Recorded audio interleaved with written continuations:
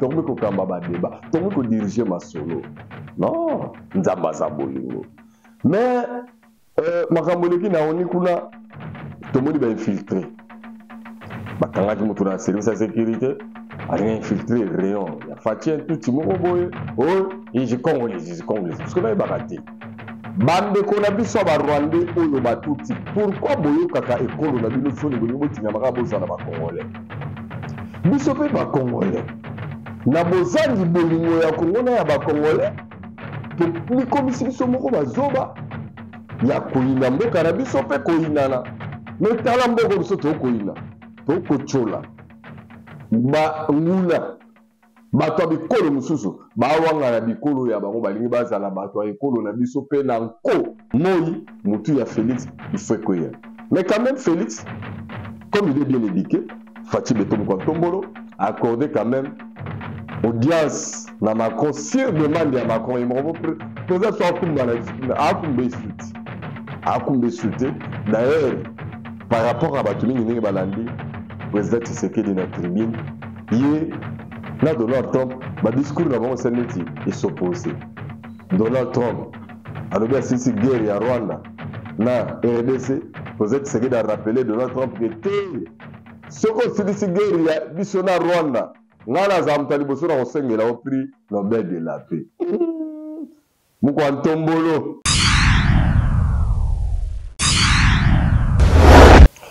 mbote cher internaute mbote ba congolais ya monde entier bino bato botonda qualité ya kitoko esengoza ngai ko retrouver bino bomo mesano puisque nzambe oyo akela mokili accordé biso bikela munaye oyo tozana bomo ipema mais pema oyo bapesi biso elakisi te ke biso tozali très spécial par rapport à bandeko mingi oyo basila kotika mokili mais juste yo nanga nzambe apesi biso rangolu po tokomisa munene na ye à travers pema apesi biso photo ndima kengolu wana epesameli na mutu nyonso te parce que koaccorde pema ezokipe catégorie ya bomoto te mais soko oza nango vraiment ezali ngolu ezali grâce.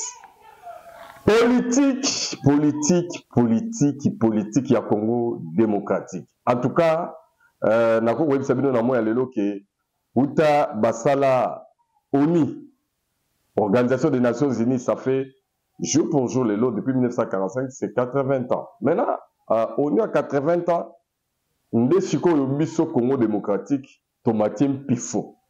Tokomina un rôle, tokomina vitrine, tokomina l'avant-plan. Tokomi kokamba ba débat, tokomi ko diriger masolo. Non, nzamba za bolingo. Mais makambo leki na oni kuna tomoni ba infiltrer. Bakangaki moto na service ya sécurité, alinga infiltrer rayon ya fatie tout moko boye, oh, iji congolais. Parce que na bakati. Bande ko na biso ba rwandais oyo batuti. Pourquoi boyo kaka ekolo na bino soni bolingo botinga maka bozala ba congolais. Biso pe ba congolais.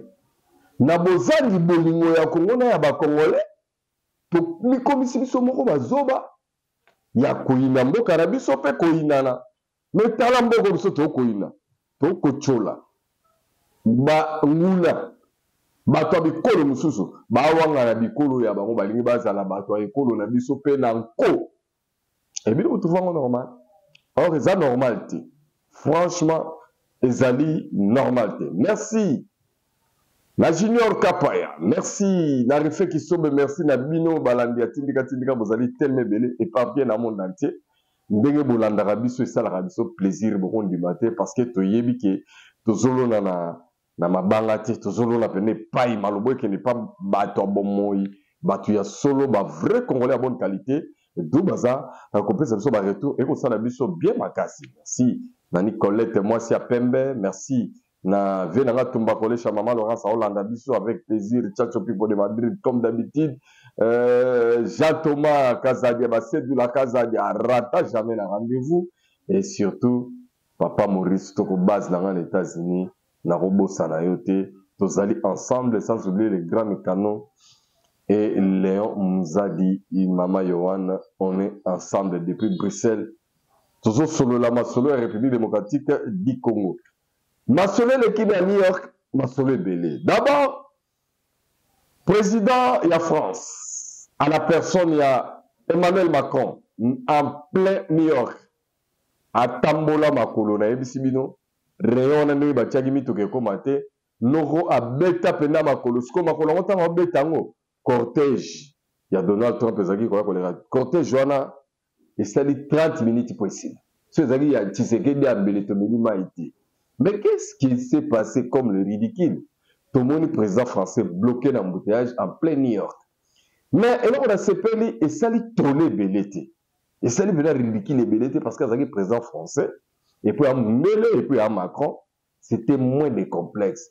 Maintenant imaginez, si vous avez président à Bisso, on tourne des babés, ceux qui sont bloqués voilà, mbele toile mobimbelali, mbele buzz, mbele ba fingi qui mourut ba ngi bima qui est compétent na ngi bima qui donc nyonso ya ngi ba mais loko les alaki Emmanuel Macron. Tout le monde a retenu et son souffle. Yami Bali, président du Sénégal. Président Sénégal a bongisi discours en pleine tribune des Nations Unies. Prompteur Rissa Lambete. Tibo a discours de Bungi, mingi batanga na prompteur. Heureusement pour nous, Fachi Betom Kontombolo, Azaki Mini na Nyonso. Ce prompteur Rissa Lite, ana ba papier nae, a rotanga nae. Or, le même problème est comme il a dit le président sénégalais et comme il a dit Donald Trump. Donald Trump a critiqué d'abord l'escalator, il y a Nations Unies, dès qu'il y a un bloqué, a commis prompteur Zate, en panne, a commis Kolobama Ramselo Motemanaï. Là, les gens n'ont pas fait cas. Mais je me demande, il y a comme il a dit John Maifai, président du Sénégal. Bon, c'est comme il a dit Fatih Beton. Mbadi nakagana ngaka sala communiquer Senko bakenda wapi yo Senko bango soute Senko shola kenda wapi mbongo kenda neni cop na bango dialogue puisque ngai à travers prophète Moïse Ndengele dès le début à masolo ya Senko na dialogue na bango Moïse Ndengele na bi dialogue wana Saint Thomas et pas nzambe na mona nzele zate bala nzela te.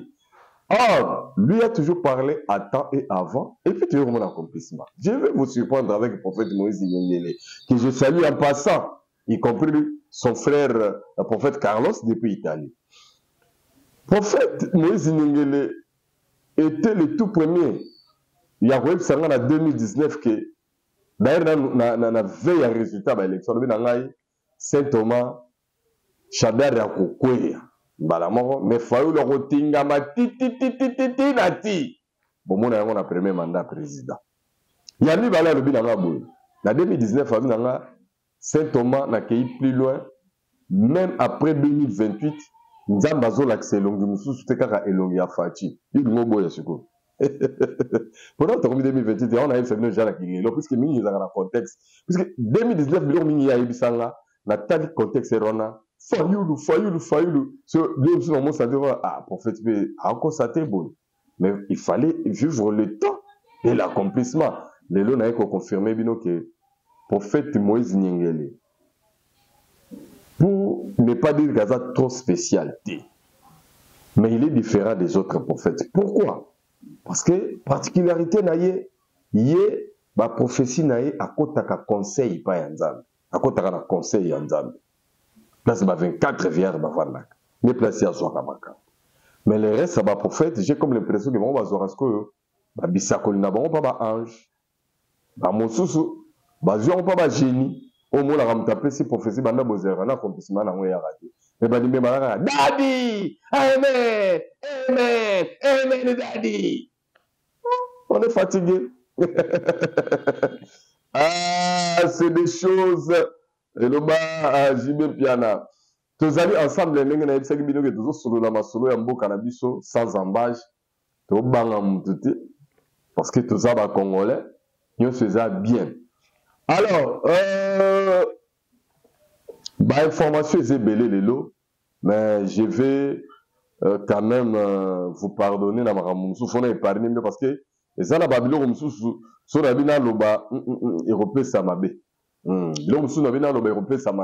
Mais je suis obligé à roloba. Jean Thomas Razali, pardon, au Kalinga été puisque n'a loba makam.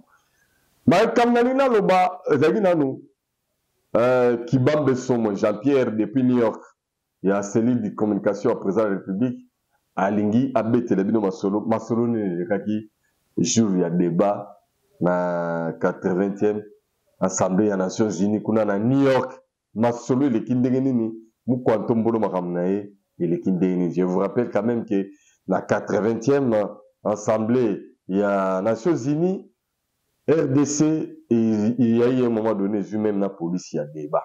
C'était vraiment génial. Tout comme on a un niveau arrêté, et en 2026, on a un membre permanent. Non permanent, il y a les Nations Unies. Donc, ils ont et c'est là où je félicite vraiment diplomatie à président. Est-ce qu'il y a une salinine? Une salinine. Bon, tu as 18 ans, à part Maëlle. Et le président a dénoncé vraiment le génocide yebana yaba congolais et puis ba pinir yango junior kapa yanga na kozala na mulaite tindika bango na balana nano Jean-Pierre Kibambe Sommoin à direct de New York mutazo betere biso séjour à président d'activité et à présent ndengezole. C'est parti.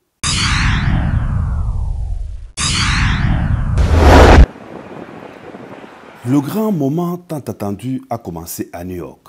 Le débat général de la 80e session ordinaire de l'Assemblée générale des Nations Unies qui connaîtra les interventions du haut de la tribune de chefs d'État et de gouvernement du monde entier a débuté ce mardi 23 septembre et se poursuivra jusqu'à samedi 27 septembre pour se clôturer lundi 29 septembre 2025. Parmi les intervenants de la journée, le président de la République Félix-Antoine Tshisekedi Tshilombo, vice-président de la 80e Assemblée générale des Nations Unies, placé sous le thème principal « Mieux ensemble, plus de 80 ans au service de la paix, du développement et des droits humains ». Le chef de l'État est arrivé au siège de l'Organisation des Nations Unies en compagnie de la distinguée première dame Denise Yakeru Tshisekedi. Depuis la matinée, des chefs d'État se sont succédés à la tribune des Nations Unies, notamment les présidents des États-Unis d'Amérique, Donald Trump, de la Turquie.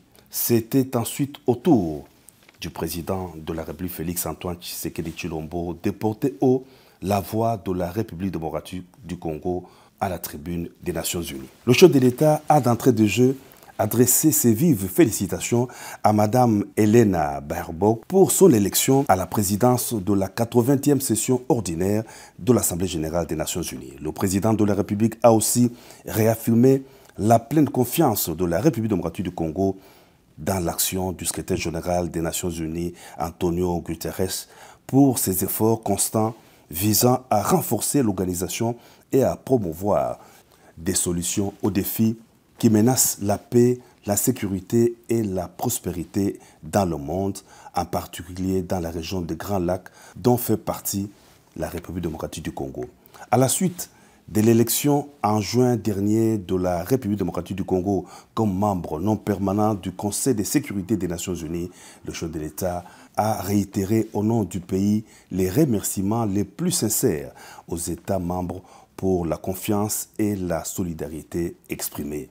Le président de la République a rassuré sur la participation résolument constructive et holistique de la RDC, s'articulant autour de deux priorités, paix et sécurité d'une part et prévention des résolutions des conflits d'autre part. Le chef de l'État a aussi souligné les causes majeures de la persistance des conflits.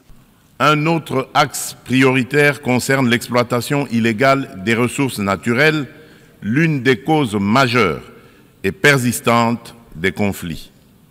La République démocratique du Congo entend placer au cœur du débat la gouvernance exemplaire de ces minerais stratégiques afin d'en garantir l'exploitation dans le respect des principes de développement durable, de la souveraineté économique et du bien-être des populations.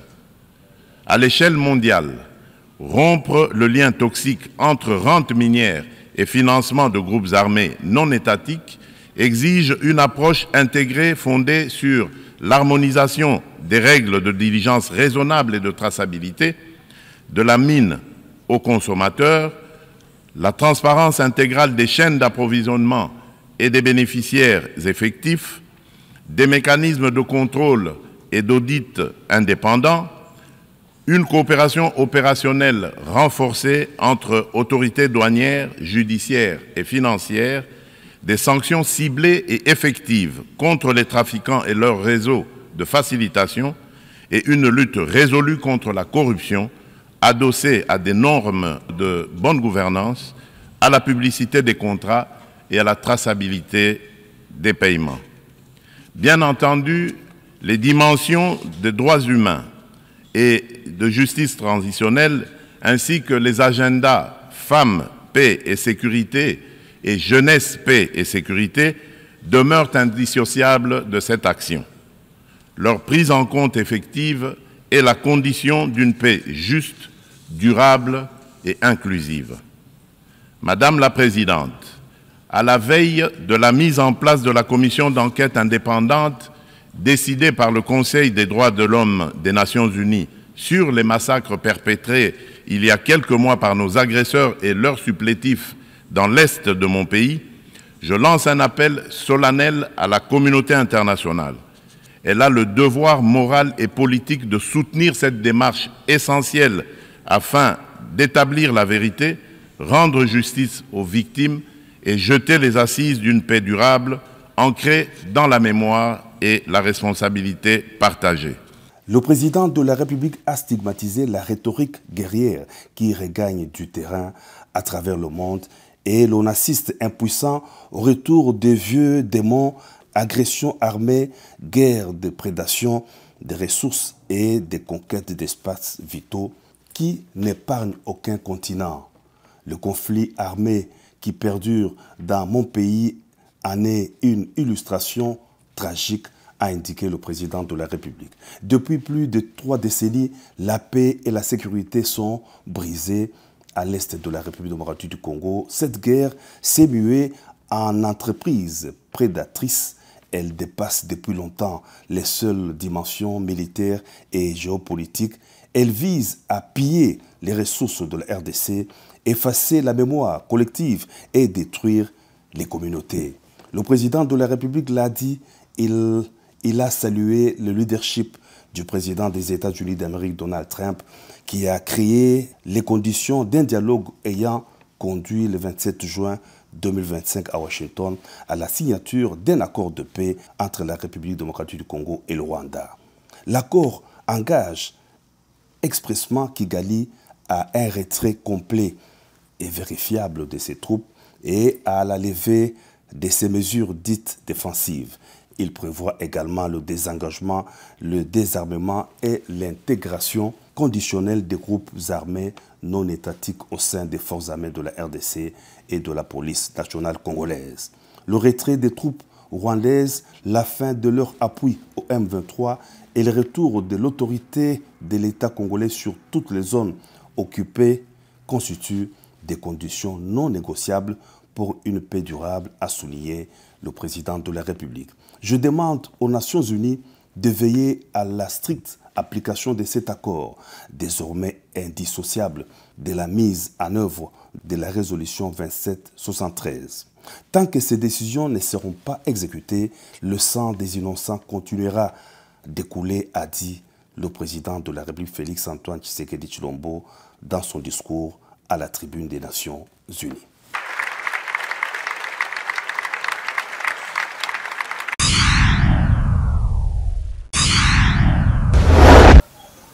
Congolais à bonne qualité na biso bino que faut mwasi azala maele et parmi basi ya maele na mboko lelo na bao baza ko kamba totali mama Judith Sumina mama Yohani Oyebi mama Judith totali Thérèse Kaikwamba Wagner c'est pour la première fois depuis Congo ezala Congo tozwa grâce ya boye notre mineta y affaires étrangères ya boye bazua Maman Thérèse Kaikwamba a co-présidé l'Assemblée générale des Nations Unies, a coupé sa parole, et plus grave, parmi les présidents, il y a Pessiba qui est Kamatamaloma, Tomoni Zelensky, il y a Ukraine, Tomoni roi Albert, roi il y a Maroc ou il y a Espagne, il y a quelques pays où on a Rolanda, puisqu'il était déjà radioté, Donc, et ça n'a bien, et ça n'a plaisir, non?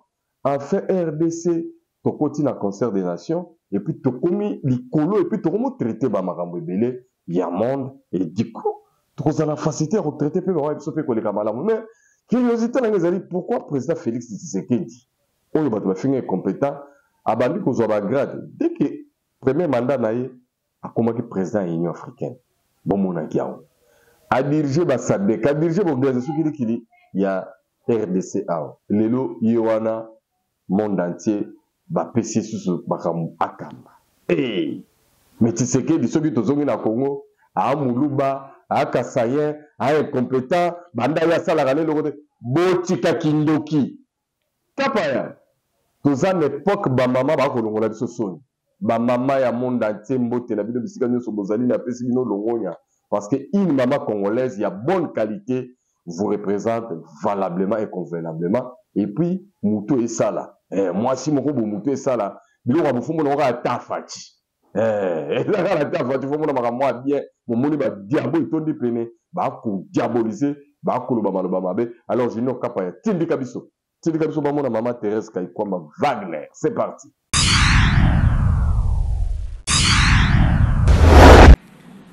L'Assemblée va entendre l'allocution de Son Excellence, M. Volodymyr Zelensky, président de l'Ukraine. Je prie le protocole de bien vouloir accompagner Son Excellence que j'invite à prendre la parole devant l'Assemblée. Plus qu'un honneur personnel, c'est un symbole de fierté pour la République démocratique du Congo. Ce mercredi matin, au nom du président de la République, Félix-Antoine Tshisekedi Tshilombo, vice-président de cette 80e Assemblée générale, la ministre d'État aux Affaires étrangères, Thérèse Kaikwamba Wagner, a présidé la session matinale du débat général. À la tribune de la présidence de l'Assemblée, Thérèse Kaikwamba a assuré avec autorité et responsabilité la police de prise de parole. C'est donc elle qui a eu le privilège d'inviter et d'accorder la parole tour à tour au roi d'Espagne Philippe VI, au président de l'Ukraine Volodymyr Zelensky, au prince Albert II, souverain de Monaco, ou encore au président de la République islamique d'Iran, Massoud Pezeshkian. Au nom de l'Assemblée générale, je tiens à remercier le roi d'Espagne. Cette image hautement symbolique et historique dénote non seulement de la montée en puissance de la RDC dans les concerts des nations, mais aussi et surtout du leadership visionnaire du président de la République, Félix-Antoine Tshisekedi Tshilombo, dans la reconnaissance de la compétence féminine congolaise. C'est aussi la preuve du respect et de la considération de la République démocratique du Congo au sein de cette institution.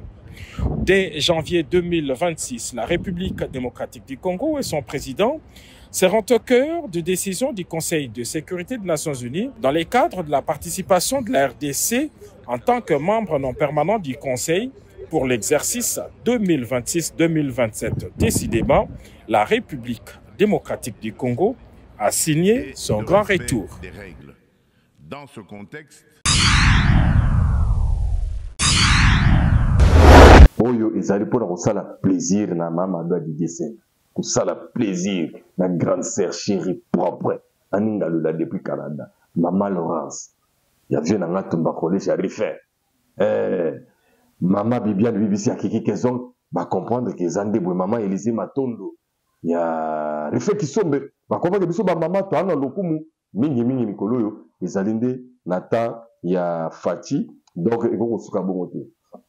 Alors, tout ça qui est étonné, comme on a président, oh, Soukara, président de tout le au Cyril, la Ramaphosa et Afriniti, à l'équipe des Nations Unies, à l'obéli Maramba palestinien, à l'obéli Maramba pays, nous sommes en conflit, à bon côté à Maramba Afrique centrale, il y a Congo Nabiso. Or, Giraffe Kagame, quand tu as kimi, puisque à mon niveau, Fatia Matido, Balo Tabandoto, Bangona Bananga, na il sort la Bangota après Bamarambo, trop on a continué de répéter que guerre Rwanda RDC mais bien voir la RDC na Rwanda para ba guerre M23 za Rwanda bon asi ba américain ba avec les ba asi ba on bandi ba lokuta o ba sa rabino yum to na comprendre na rappeler la rabino que les ala ba soda ya Rwanda tangu muzalo ngoli James Kabarebe abengani ba Rwanda na bazonga Rwanda te ba kitaka na Goma basali RCD Goma nde babanda biso bitumba o batinde ka ba congolais liboso to signer accord global inclusif nde lelo to la constitution à difficulté bino boyo karaté maintenant Emmanuel Macron mbele o tobi que ya ina ne biso tobi soki diplomatie yenda leki na Nations Unies a rappelé na monde entier que intégrité territoriale, la souveraineté à RDC, ils allaient négocier. Donc, on a autant de gens, mais place à qui qu'on pêche, ils allaient regarder conférence, na France, na cadre humanitaire, pour la relever la makamwala, il y a déplacé, il y a banane. Oh, Macron, nous sommes dans la fatia en France, mais nous sommes au pays qui est ennemi numéro 1. Il y a fatia, nous sommes dans la fatia là, na ba politicien bazan tinga na boba musika na ba mutu babundaka butu moi mutu ya Félix il faut quoi. Mais quand même Félix, comme il est bien éduqué, Fachi Beto Moukantombolo a accordé quand même audience na Macron sur demande à Macron. Il m'a président soit Akumbe Souté. D'ailleurs, par rapport à Batumi Nene Balandi, président Tshisekedi na tribune, il na Donald Trump, ba discours na bango seneti et s'opposer.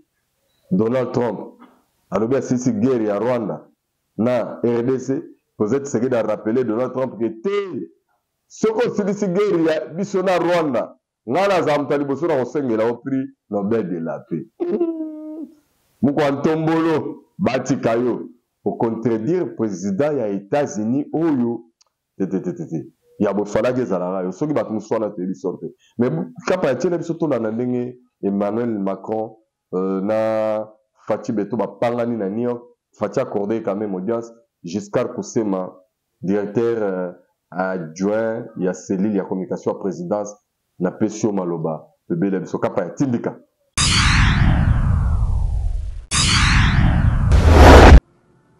C'est à la demande expresse du président de la République française Emmanuel Macron que cette rencontre en tête-à-tête a eu lieu ce mercredi à New York au siège des Nations Unies. Les deux chefs d'État ont échangé, cela seul, sur le processus de paix en République démocratique du Congo et particulièrement sur la situation humanitaire préoccupante dans les provinces de l'Est. Le président Emmanuel Macron a fait part à son homologue congolais, Félix Tshisekedi, de son initiative d'organiser à Paris au mois d'octobre prochain d'une grande conférence internationale sur la situation humanitaire dans la région des Grands Lacs. Le président de la République, Félix-Antoine Tshisekedi Tshilombo, a salué cette initiative et exprimé sa reconnaissance au président français pour son plaidoyer devant la tribune de l'Assemblée générale pour le respect de la souveraineté de la République démocratique du Congo. Félix Tshisekedi et Emmanuel Macron ont aussi fait le point sur les processus de paix et salué les étapes déjà franchies dans la quête d'une paix durable. Au bout d'une heure d'échange, les deux chefs d'État sont sortis très détendus. Abdel, c'est Paris.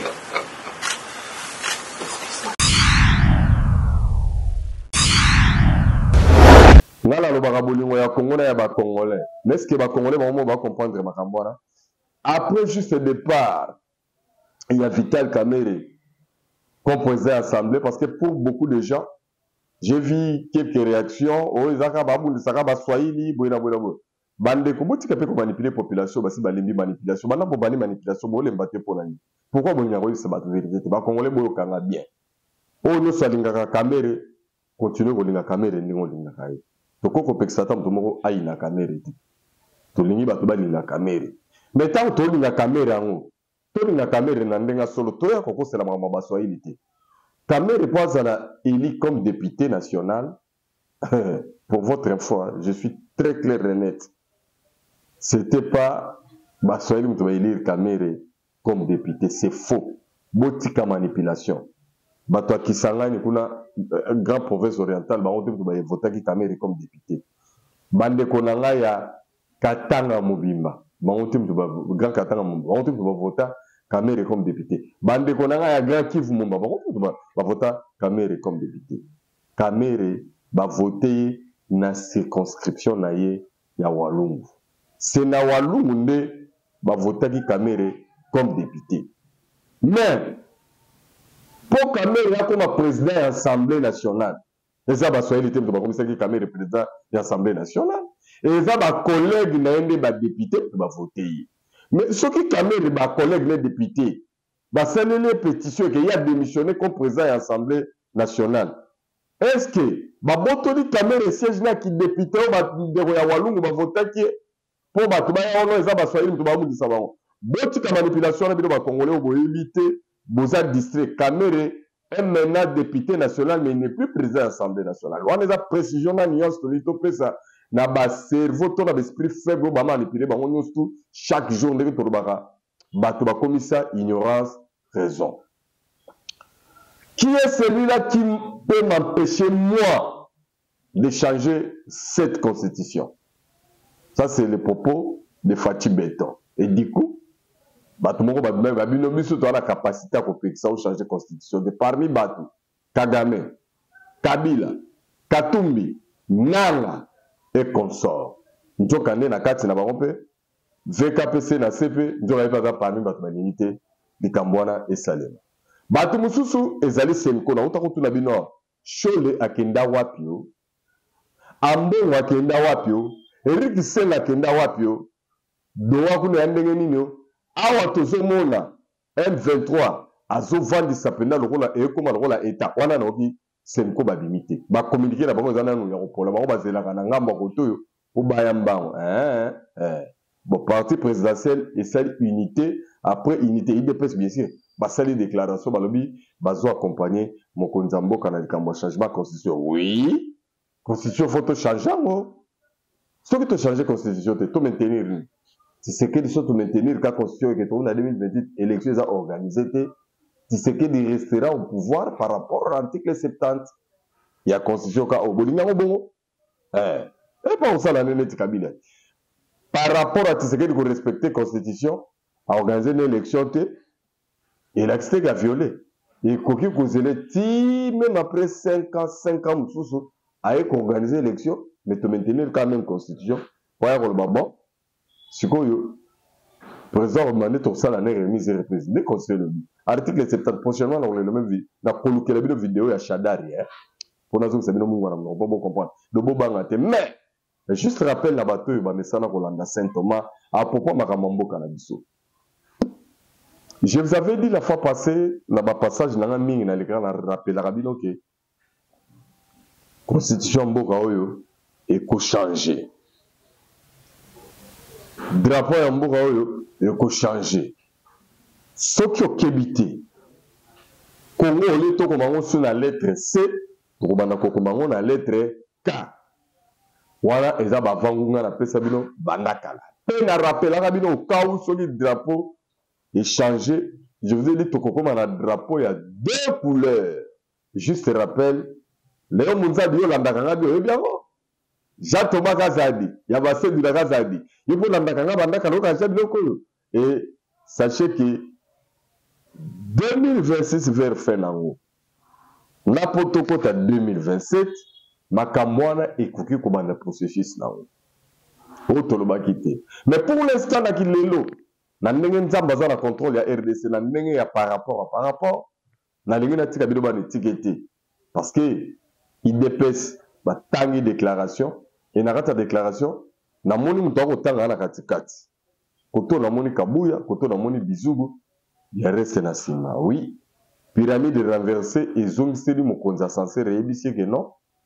Biso soué na yo wana biso toza prêt pour na accompagner na bola munosto tenza. Et en dehors de l'IDPS toujours la déclaration ya ba ndeko mususu pe babana.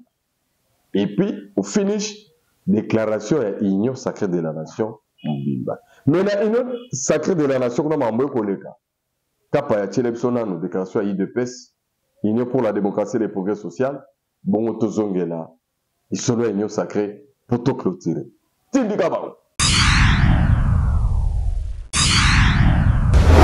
Politique des députés nationaux et sénateurs de l'UDPS et Mosaïque.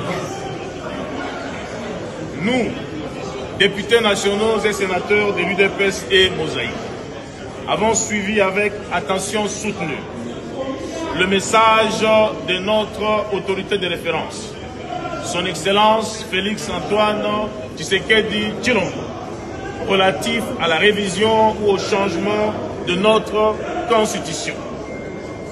Conscient des imperfections contenues dans la dite Constitution, à la lumière des enjeux en rapport avec l'intégrité de notre territoire et les conditions de fonctionnement de nos institutions, avons décidé à l'unanimité et sans condition d'accompagner le chef de l'État, notre autorité de référence, dans cette démarche ô combien démocratique. Merci. Tellement vous allez belé. Plaisir mingi toka ngwana. Denga baninga ba ora mambole kana union sacrée. Kuna na union sacrée bakangi bato double face. Bato so bagi na union sacrée par rapport à l'élection 2023. On a mis tout mitema na bango comme kilo. Ba monta la ah soki na sadere na signer mbalo yo susu na union sacrée. Bon 2028 position dans les années na kozala lié ou bien na kozala lié. Et ça li que sur 500 députés au bazar na union sacrée. Excuse-moi, 500 ndambo bazar la bango opposant. Opposant bien la mona na teboli misanga baza ya pete pena opposant on va ça la radio ta côté. Voilà. Mais ce qui est vrai, professeur Mbata a bimisi liste à 170 députés au nord va signer adhésion à bango teto engagement à bango loyauté envers Fachi par rapport à compagnie na masolo. Parmi bango à lobi 170 on a mingi bazali ba transfert ja FCC ndena ba mbango signer ti. Ce que bazo zelani bazo banga nini parmi bango batangi deux champions Lambert Mende na mama moko Inagosi. Il paraît non va signer té. Mais est-ce que ko signer va signer trango esili Tony mais ngai wana ba sakanga parce que vers fin ya mandat ya Joseph Kabila na monaki na kingaka bato ba sala mulongo ko signer charte à FCC. Parmi bango ba ati Lukwebo faisait partie. Mais il a fallu après l'élection tout le monde a makambo baluki.